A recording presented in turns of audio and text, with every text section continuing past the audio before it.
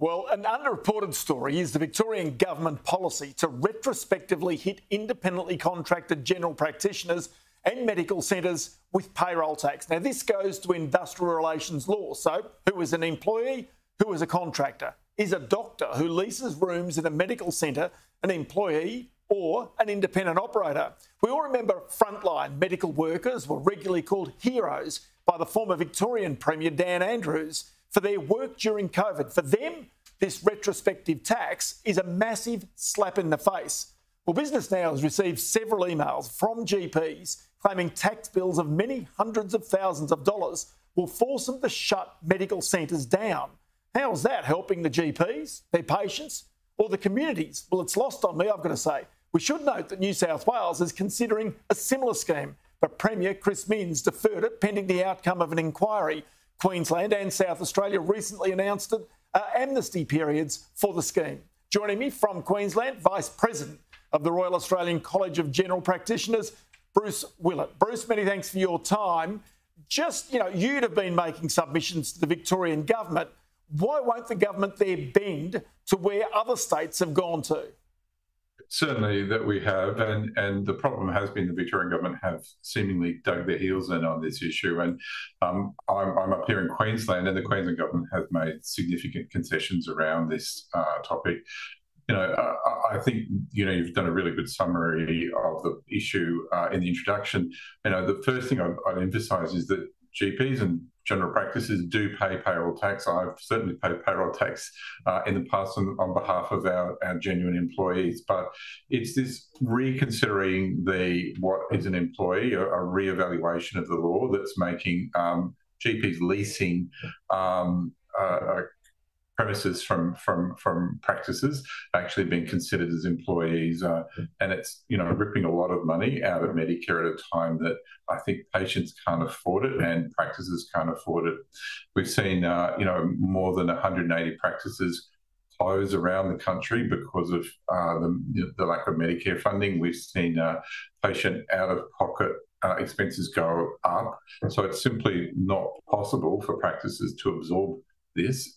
So this will end up being a de facto tax on patients, a tax on Medicare that patients will have to pay if practices are to stay viable. It's as simple as that.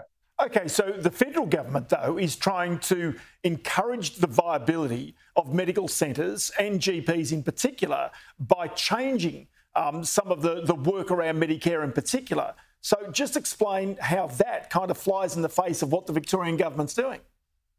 Yeah, I mean, that's the frustration, isn't it? We've got a federal government who are out to strengthen Medicare to try and make it more viable for patients to access general practice at a reasonable cost. At the same time, we've got state governments, and in particular Victoria and to some extent New South Wales, just taking that money and saying, look, thanks very much, we'll have that, and bypassing patients, going straight to the federal government, essentially to the state governments, and leaving patients out of pocket, quite frankly. So then come back one step. Why is it, again, that Victoria won't change? I mean, it was Victoria more than any other state that called their frontline medical workers the heroes of COVID. Dan Andrews did it, as I said in that introduction, day after day. They were the ones who put their lives on the line effectively. So why is it that there is no sense of negotiation, no sense of understanding from the Treasurer at Tim Palace? Yeah, look, I really can't explain it.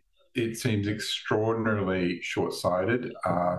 If we make it more difficult for people to access general practice, they're simply going to end up in emergency departments. So it's literally going to end up costing the state government more for a less efficient system that patients like less. No one wants to sit around an emergency department when they could visit their GP. So it just makes no sense at all. The Queensland government have made significant concessions and amnesty for 18 months to give practices time to get their head around this change in interpretation, but also a public ruling that makes it much more clear about what is and is not an an employee or deemed employee relationship. And, you know, it really is time that Victoria and also New South Wales really followed suit and followed the lead of Queensland. Okay, so then Tim Pallas, the Victorian Treasurer, I noted, said, well, if any medical centre looks like it's going to go broke, well, I can personally intervene. But there's no rules about that. There's no structure. It seems like it's an arbitrary decision of a treasurer, which doesn't seem like a good way to have any sort of government policy. Yeah, look, it certainly feels like crocodile tears from where I sit. And as I said, you know, we've had more than 180 practices go broke in the last year and close down. So the Medicare rebate is worth approximately half of what it would have been worth had it been fully indexed from the time of its introduction.